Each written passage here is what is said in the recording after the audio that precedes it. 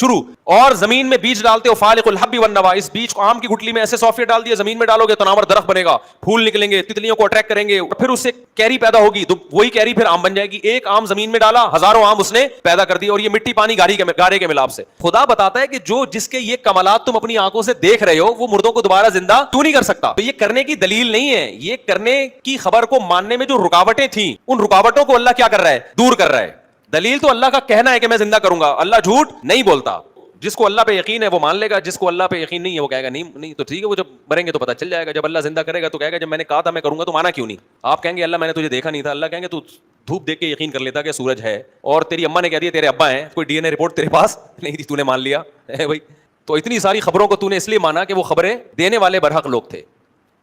तो मेरे पैगंबरों की सदाकत के इतने दलाइल मैंने कायम किए, उनके मज़ाहिब को बाकी रखा मैंने, उनकी किताबों को बाकी रखा, उनकी तालीमात कितनी खूबसूरत तालीमात, पैगंबरों की तालीमात से पता चलता है कि ये झूठे नहीं हो सकते।